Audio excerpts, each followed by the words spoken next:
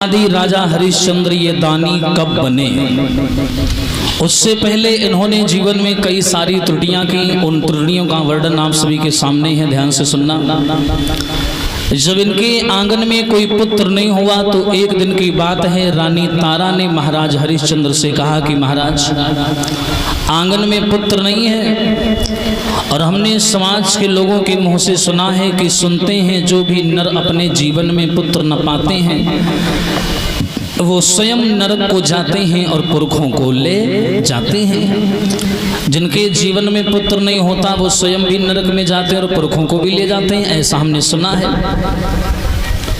बोले महाराज, हमने सारे उपाय करके देख लिए, हमारे आंगन में बेटा नहीं हुआ। बेटा ना होने की वजह से समाज में वो सम्मान नहीं मिल रहा है। तो हरिश्चंद्र बोले क्या करें, जो भी हमारे हाथ में प्रयास था मैंने सारे प्रयास करके देख लिए, लेकिन जब पुत्र मिल ही नहीं रहा है तो क्या करें। तो रानी बोली महाराज, मैं ये नहीं चाहती हूँ कि बेटा हो और बना रहे, मैं तो ये चाहती हूँ। बोले क्या चाहती हो? बोले सुनो महाराज, अब इतने दिन से आस लगा करके देखती देखती मैं हार गई हूँ। अब मैं तो ये कह रही हूँ, क्या ये सीटी कंट्रोल करो, कहाँ गए?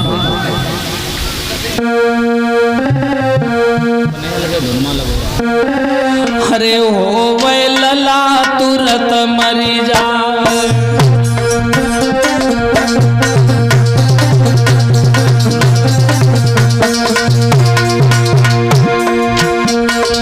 मेरे तो ये चाहती हूँ कि बेटा हो बना रहे, ऐसा नहीं चाहती मैं। हरि होवे लला तुरंत मर जावे, निरबंसिया नाम मिट जावे।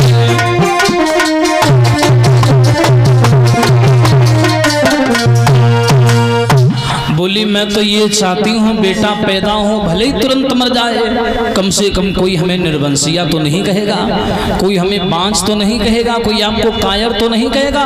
भाई बेटा पैदा हुआ, मर गया, उसमें हम क्या करें। तो इसलिए मैं चाहती हूँ बेटा पैदा हो, तुरंत मर जाए, हमें कोई गम नहीं है। इतना बोला और बोलने के बाद में महाराज हरिश्चंद्र वहां से चले। रानी की बातों को सुन करके स्वयं दुखी हो गए और चल करके बेचारे जंगल में आए और एक पेड़ के नीचे बैठ करके रोने लगे। बोले बताओ, हमारे घर में विधाता ने खाने पीने पहनने की कमी नहीं छोड़ी, लेकिन क्या करें, एक पुत्र ना दे करके मुझे अनाथ कर दिया। रोने लगे महाराज हरिश्चंद्र पेड़ के नीचे बैठकर। क्या बोले? अरे तूने कहा रची भगवान और किस्मत मेरी में,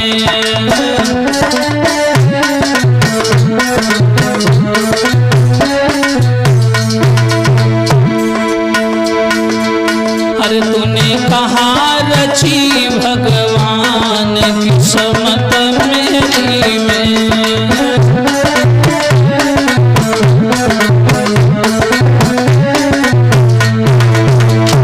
ए घर में रोवे नारी हमारी, घर में ए घर में रोवे नारी हमारी, घर में क्यों मेरे भाई ना कोई संतान किस्मत में।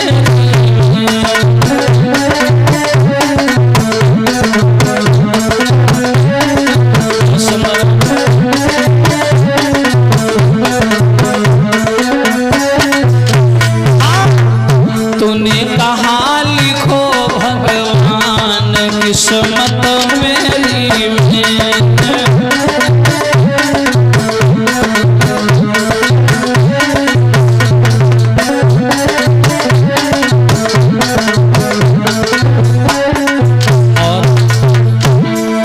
में, मुझे सब दिया, लेकिन अरे तूने तीनों माल खजानो, तूने तीनों माल खजानो, तूने लेकिन अरे मेरो घर लागे शमशान किस्मत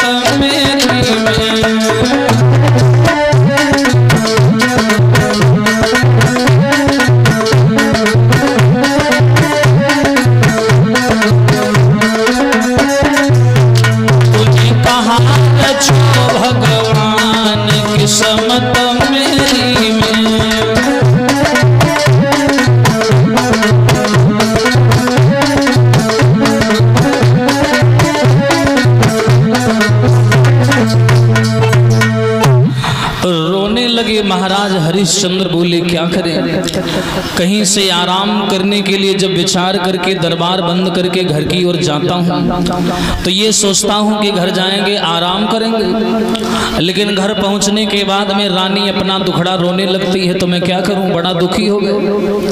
ये रो ही रहे थे कि अचानक से जल के देवता श्री वरुण देव जी सामने आ गए। और वरुण देव ने कहा क्या बात हो गई महाराज, क्यों रो रहे हो? हरिश्चंद्र ने कहा महाराज आंगन में पुत्र नहीं है, पुत्र ना होने की वजह से रानी दुखी हो जाती है, मेरे सामने रोने लगती है तो मैं भी घबरा जाता हूँ, टूट जाता हूँ, क्या करूँ मैं? और वरुण देवता बोले पुत्र नहीं हो रहा? बोले हाँ। अच्छा, अब तो रानी ने महाराज ये तक कहना शुरू कर दिया है कि बेटा होए और तुरंत मर जाए, कोई गम नहीं है, लेकिन बेटा हो जाए। वरुण देवता बोले चलो भाई, हम तुम्हारे दुख को समझ रहे हैं, हम तुम्हें आशीर्वाद दे रहे हैं कि तुम्हारे आंगन में बेटा तो हो जाएगा, लेकिन हमारी ये शर्त है कि जैसे बालक होगा तुरंत तुम्हें उस बालक को काट करके यज्ञ में चढ़ाना पड़ेगा, ये हमारी शर्त है, बताओ मंजूर है? हरिश्चंद्र बोले महाराज हाँ मुझे मंजूर है, बेटा पैदा हो उसके बाद में चाहे मर जाए चाहे कुछ भी हो जाए हमें कोई गम नहीं है। बोले चलो ठीक है, जा हम तुम्हें आशीर्वाद दे रहे हैं, आंगन में बेटा आएगा। अब जैसे ही आशीर्वाद दिया हरिश्चंद्र घर चले आए और वरुण देवता के आशीर्वाद की वजह से आज महाराज हरिश्चंद्र के यहाँ पर एक बेटा पैदा हुआ। उस बच्चे का नाम रखा गया है रोहित। जब जैसे ही रोहित नाम का पुत्र पैदा हुआ, आहा खुशियां हो मनाने लगे, सब लोग बधाइयां पढ़ने लगी। हरे द्वारे पे बजी बधाई,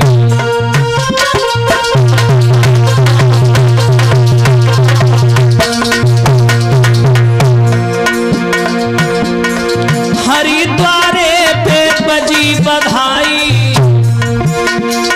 राजा रोहे खुशी मनाई, टोले वरुण देव गए आई और हरिश्चंद्र की गही कलाई।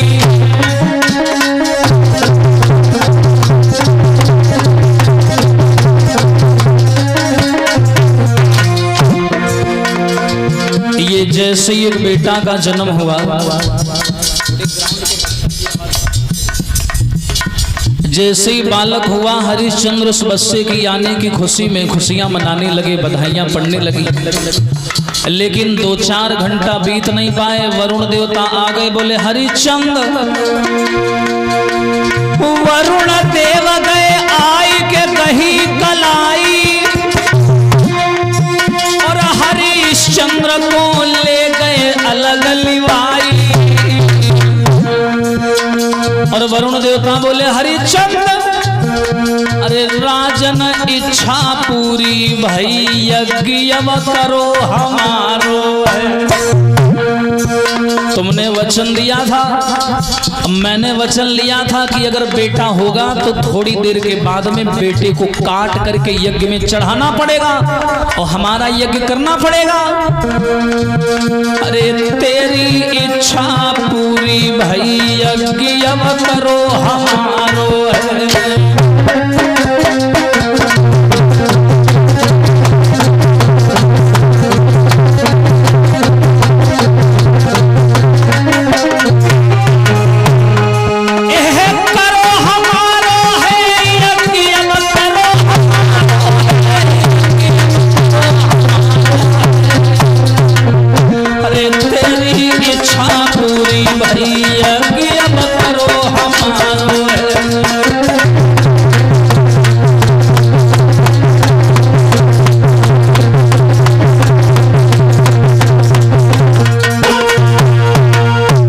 वरुण देवता ने जवाब दिया कि महाराज आपका यहाँ चिंचा आपकी जो थी, जो आपकी इच्छा थी, वो तो पूर्ण हो चुकी है। बालक आपको मिल गया है। शर्त के हिसाब से भी काम करो, बालक को काटो और हमारे यज्ञ में चढ़ाओ, बेटा हो गया। हरिश्चंद्र ने यहाँ पर बहाना बना दिया, झूठ बोल दिया। बोले महाराज कैसी बातें कर रहे हो, अभी अभी बेटा पैदा हुआ है। अब अगर अभी काट करके चढ़ा देंगे तो बेचारी तारा जी पाएगी उसकी माँ? अभी अभी बेटा पैदा हुआ है, 2-4 दिन खिलाए लें दे, हम खिलाए लें, प्यारो कर लें, दुलारो कर लें, और हमारी पत्नी है वो भी थोड़ा लाड़ दुलार कर ले, उसके बाद में चढ़ा देंगे, कहीं भाग थोड़ी जाएंगे। वरुण देवता बोले चलो भाई कोई बात भी नहीं, चलो मैं 1-2 हफ्ते के बाद आऊंगा, ठीक है? बोले हाँ हाँ ऐसे ही आना, ठीक है? हो 1-2 हफ्ते के आओ, 1-2 महीने बाद आना। ऐसा बोल दिया, वरुण देवता चले गए। 1-2 महीना पूरे हुए भैया, वरुण देवता आकर के फिर खड़े हो गए दोबारे। हरिश्चंद्र जी महाराज 1-2 महीना पूरे हो गए, चलो अब अपने लड़के को लाओ और ला करके हमारा यज्ञ करो। हरिश्चंद्र कहने लगे महाराज तुम तो हमारे पीछे हाथ ही धोए के पड़े गए, कोई दूसरों का मना है तुम्हारे पास में? अरे अभी अभी बेटा पैदा हुआ, 1-2 महीने में नादान है, बच्चा है, मांस का टुकड़ा है, अभी काट करके यज्ञ में चढ़ाओगे तो पाप लगेगा। अरे थोड़ा बड़ा हो जाने दो भाई, फिर चढ़ा देंगे। और अभी तो उस बच्चे के दांत भी नहीं निकले हैं और तुम ऐसे चले आए। जब इस बच्चे के दांत निकल आएंगे ना, तब हम इस बच्चे को यज्ञ में चढ़ा देंगे।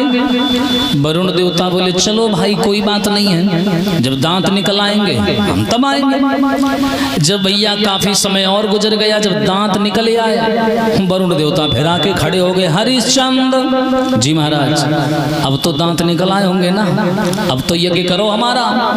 हरिश्चंद्र बोले महाराज आपको सुनने में फेर हो गया। बोले कैसा फेर? बोले आपने हमारी बात को ध्यान से नहीं सुना। बोले क्या? बोले हमने ये वाले दांत थोड़ी ना बताए थे। बोले फिर कौन से दांत बताए थे? हमने ये नहीं दांत बताए हैं,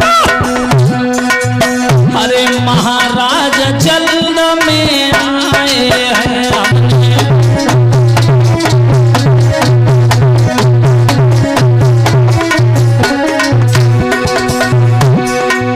हमने ये नहीं दांत बताए हैं, ये वाले दांत हमने थोड़ी ना बताए थे। हमने तो कहा था कि ये वाले तो दूध के दांत हैं, ये जब टूट जाए और वे वाले जब जमे तब आना, तुम तो पहले ही चले आए। हमने ये नहीं दांत बताए हैं, महाराज जल्द में आए हैं।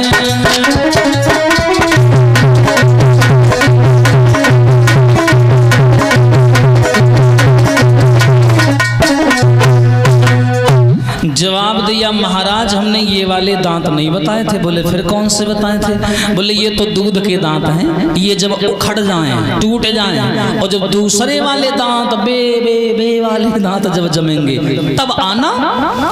वरुण देवता कहने लगे हरिश्चंद्र तुम बार बार हमको मूर्ख बना रहे हो, झूठ बोल रहे हो, बहाना बना बना करके दिन तारीख बढ़ाते चले जा रहे हो। लेकिन हरिश्चंद्र इतना याद रखना, अब की बार तो हम जा रहे हैं, अब की बार अगर हम आए और तुमने यज्ञ नहीं किया तो तुम्हारी खैर नहीं है। भैया जब ये हरिश्चंद्र और वरुण देवता आपस में बात कर रहे थे तो वहीं पर रानी तारा गेट के पास में खड़ी खड़ी सारी बातें सुन रही थी। उस बेचारी को सारा रहस्य मालूम पड़ गया।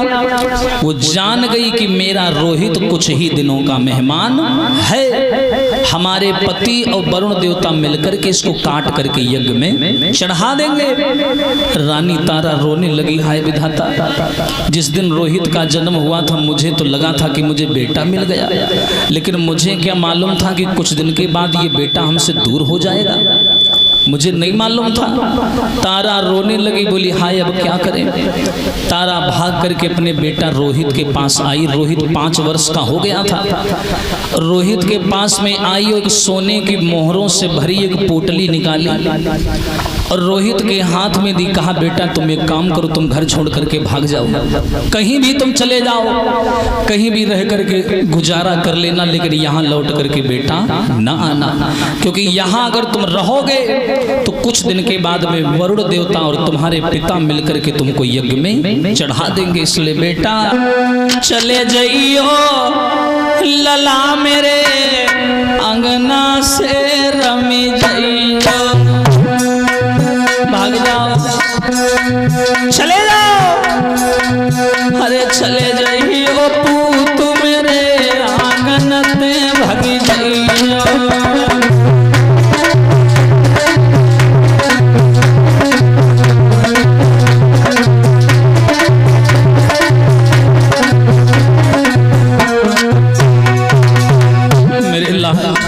भाग जाओ। रोहित बोला मैया मैं इतना छोटा हूँ कहाँ जाऊंगा। माँ ने कहा बेटा तुम कहीं भीख मांग करके खा लेना, ये सोने की मोहरे में तुमको दे रही हूँ।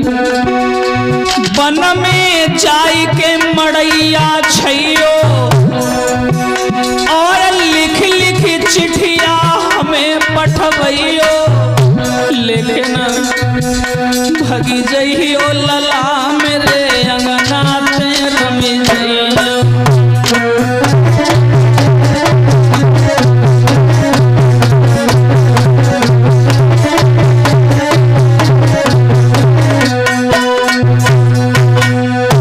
जवाब दिया मेरे लाल यहाँ से चले जाओ, अगर तुम्हारे पिता तुम्हें पा गए तो तुम्हारी जान ले लेंगे, भाग जाओ।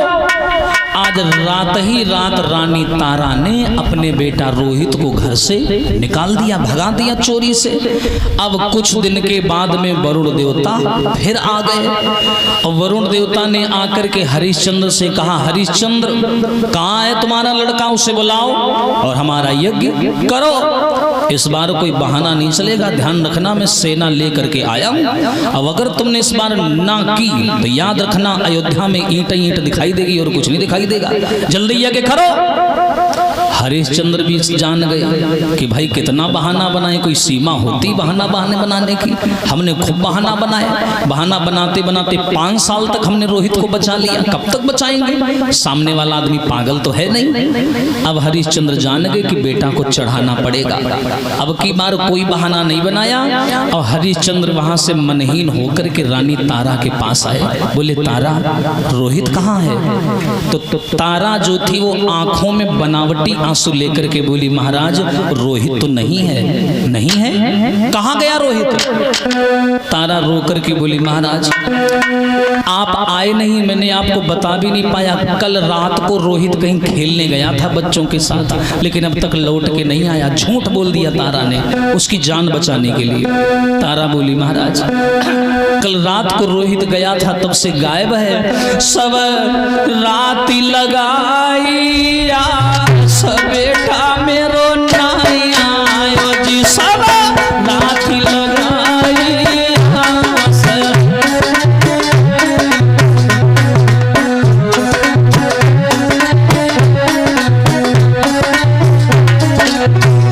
सब राती लगाइया सल्ला मेरो नहीं आयो जी, सब राती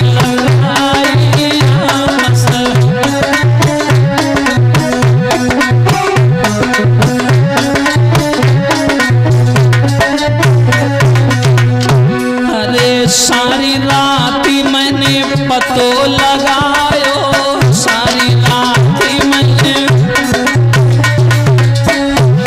हाय बेटा मेरो नजर न आयो, रोहित मेरो। तारा ने झूठ बोल दिया, बोली करी आस में भई निराश, बेटा मेरो नहीं आयो जी, सब राती लगाए।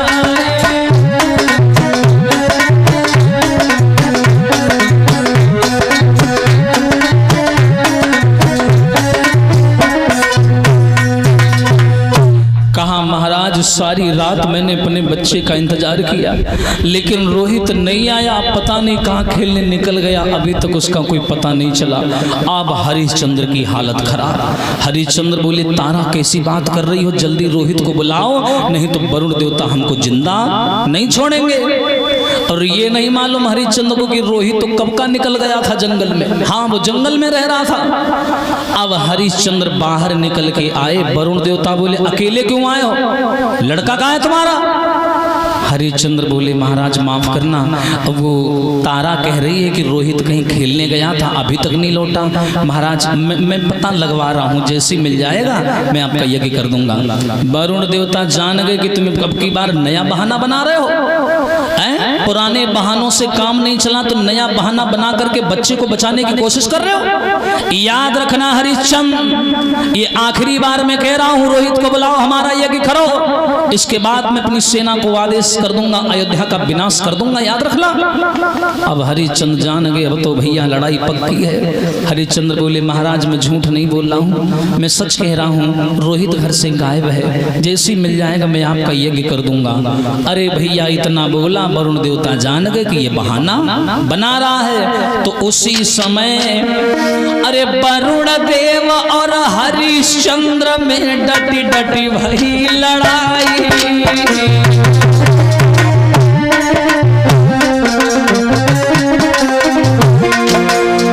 वरुण देव और हरिश्चंद्र में डटी डटी भई लड़ाई।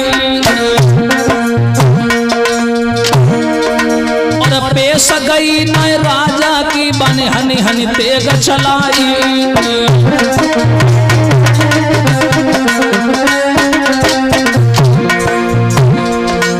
वरुण देवता में और हरिश्चंद्र में लड़ाई होने लगी। अब वो लड़ाई इतनी आगे बढ़ गई कि महाराज वरुण से गए हरिश्चंद्र हारी, जाई गम में हरिश्चंद्र जी हुई बैठे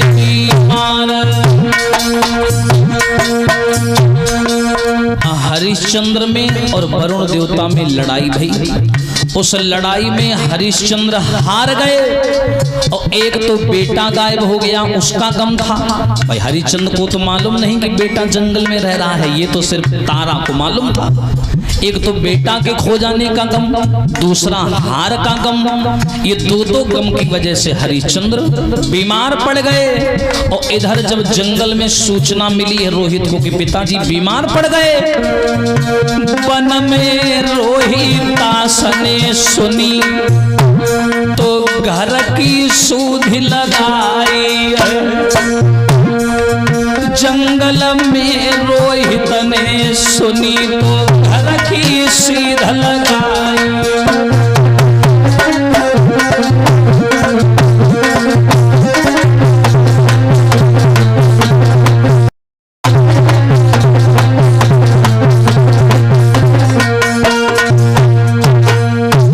रोहित को मालूम पड़ा कि हमारे पिताजी हमारी याद में बीमार हो गए हैं। आज रोहित वहां से घर की ओर जाने लगा, लेकिन रोहित ने मन में विचार किया अगर मैं घर जाऊंगा और वरुण देवता ने हमको देख लिया तो वो तुरंत हमको काट करके यज्ञ में डाल देंगे। लेकिन रोहित ने दिमाग लगाया कि वरुण देवता ने हमको सामने से तो अभी देखा नहीं है, वो क्या जाने कि मैं कैसा दिखता हूँ, मेरा रूप रंग कैसा है।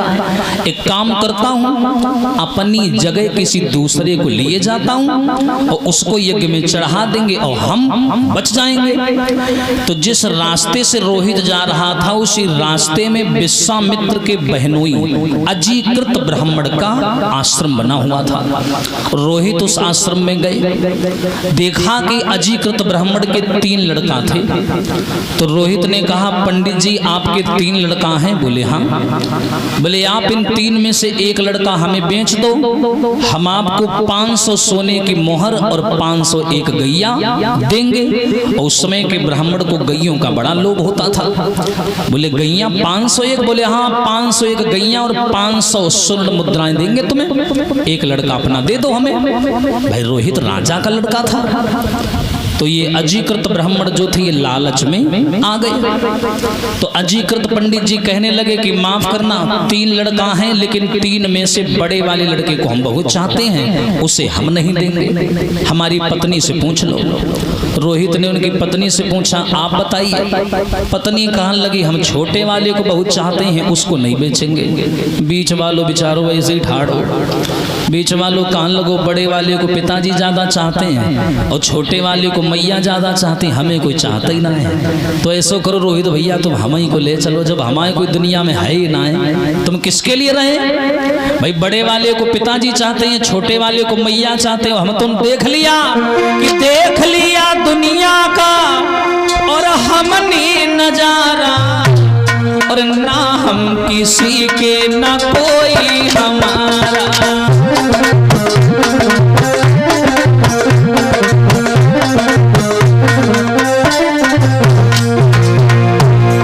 देख लिया दुनिया का हमने नजारा, और ना हम किसी के ना कोई हमारा।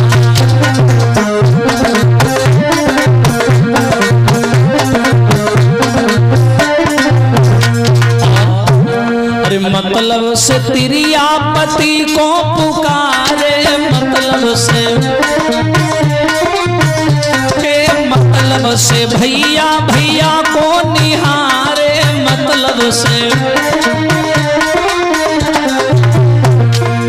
मतलब का है ये संसार सारा, और ना हम किसी पे ना कोई हमारा।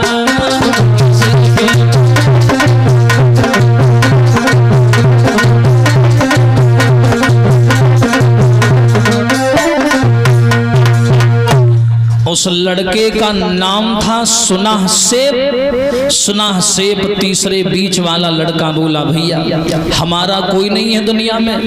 मैया छोटे वाले भाई को चाहती हैं, पिताजी बड़े भैया को चाहते हैं, हमारा कोई नहीं दुनिया में, हमको ले चलो। लेकिन ये तो बताओ रोहित भैया, तुम हमें किस काम के लिए ले चल रहे हो? रोहित ने कहा, देखो हम तुम्हें पहले ही बताए दे रहे हैं, तुमको यज्ञ में काट करके चढ़ाया जाएगा। अभी तुम्हारी इच्छा हो तो चलो, और ना हो तो ना चलो, कोई जबरदस्ती नहीं है। जो ये शब्द सुने तो वो लड़का खुश हो गया, बोला भैया मैं बड़ा भाग्यशाली हूँ जो मेरा शरीर भगवान के काम आएगा, तो यज्ञ के काम आएगा। हाथी के दांत के खिलौने बनाए जाते हैं, बकरे की खाल की ढोलक बनाई जाती है, बाघंबर की खाल योगी और शिकारियों के मन को भाती है। सब लोगों की खाल किसी न किसी काम में आती है, लेकिन मनुष्य की खाल किसी काम में नहीं आती है। मैं बड़ा भाग्यशाली हूं जो हमारा शरीर यज्ञ के काम आएगा, चलो हम चलेंगे। आज रोहित ने 500 सोने की मोहरें दी और कह दिया कि हमारे अयोध्या में आकर के 500 गैया ले जाओ। और रोहित उस लड़के को लेकर के अयोध्या की ओर चल पड़े। विश्वामित्र ने यह नजारा देख लिया। विश्वामित्र ने सोचा कि वारे बहनों साहब, तुमने हमारे भांजे को बेच दिया। तो विश्वामित्र ने रास्ते में जाकर के रोहित को रोक लिया। क्यों रोहित, मेरे भांजे को लेकर के कहाँ जा रहे हो? तो रोहित ने कही, हम फेरी में थोड़ी ले जा रहे, हमने तो खरीदो हुआ है, हम कछु करें, तुम्हें क्या दिक्कत है? बोले क्यों ले जा रहे हो? बोले यज्ञ में काट करके चढ़ाएंगे। विश्वामित्र कहने लगे, तुम हमारे भांजे को काट करके चढ़ाओगे तो मुझको कितना कष्ट होगा। तो बोले तो क्या करें, हम चढ़ जाए? भाई हमारे भी तो प्राण संकट में हैं, अगर इसको नहीं चढ़ाएंगे तो हमको चढ़ना पड़ेगा। तो विश्वामित्र बोले, काम करो, तुम हमारे भांजे को हमें दे दो, हम वरुण देवता से बात करके यज्ञ को खंडित करवाएंगे, तुम परेशान ना हो। विश्वामित्र ने वरुण देवता से बात की, लेकिन वरुण देवता तैयार नहीं हुए। बोले हम यज्ञ करेंगे चाहे कुछ भी हो जाए। तो विश्वामित्र बोले, आपको तपस्या का फल ही तो चाहिए। बोले हाँ, फल चाहिए। तो विश्वामित्र बोले, जाओ मैं अपने 10 साल की तपस्या का फल तुम्हें दान में दे रहा हूं। और विश्वामित्र ने अपने जीवन में जो 10 साल तपस्या की थी उसका सारा फल वरुण देवता को दे दिया, और अपने भांजे को भी बचा लिया और रोहित को भी बचा लिया। लेकिन विश्वामित्र ने मन ही मन ये कसम खा ली कि रोहित, आज तुमने मेरे भांजे को खरीद करके तुमने हमको नीचा दिखाया है, लेकिन एक समय आएगा कि मैं भी तुम लोगों को ले जाकर के काशी के बाजार में बेचूंगा और तुम लोगों को गली गली नाचने पर मजबूर कर दूंगा। याद रखना, यही विश्वामित्र ने आगे चल करके हरिश्चंद्र के साथ में क्या क्या किया ये तो आप लोग जानते ही हैं। बोलिए सच्चिदानंद भगवान की। उसके बाद में रोहित लौट करके घर में आया और घर में आकर के पिता से मिले और मिलने के बाद में सारी बात बताई, जो भी रास्ते में घटना घटी। उस घटना को सुनकर हरिश्चंद्र खुश हो गए, जान गए कि चलो हमारा यज्ञ भी नहीं करना पड़ा, हमारा बेटा भी हमें मिल गया। लेकिन उस दिन हरिश्चंद्र ने कसम खा ली कि मैं जीवन में कभी झूठ नहीं बोलूंगा, और उसी दिन से महाराज हरिश्चंद्र जी सत्यवादी बन गए, उसी दिन से बन गए। इसीलिए तो समाज के लोगों बोला जाता है कि भजन कहते किसे हैं कि मन की तरंग मार लो बस हो गया भजन, हो मन की तरंग मार लो बस हो गया भजन।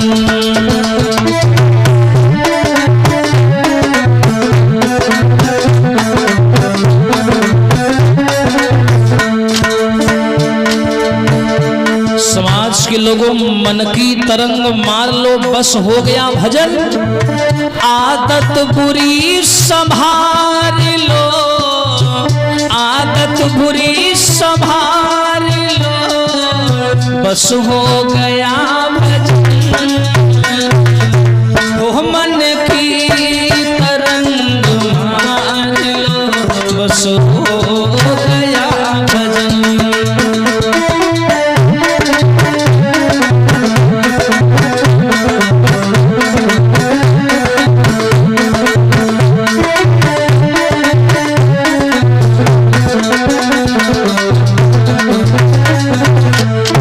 समाज के लोगों, अरे कोई तुम्हें बुरा कहे तुम कर दो उसे क्षमा, कहते हैं क्षमा बड़न को चाहिए छोटन को उत्पात, का घट गो उन हरि को जब भृगु ने मारी लात। बताइए भगवान के भृगु ने लात मार दी लेकिन भगवान ने बुरा नहीं माना, और भगवान ने उल्टा ये कहा कि पंडित जी आपने हमारी लात मारी, आपके पांव में चोट तो नहीं लग गई, आपको दर्द तो नहीं हो रहा, लेकिन यहाँ किसी को हल्का सा कुछ बोल दो लाठी लेके दौड़ पड़ता है। हाँ भैया, कोई तुम्हें बुरा कहे तुम कर दो उसे क्षमा,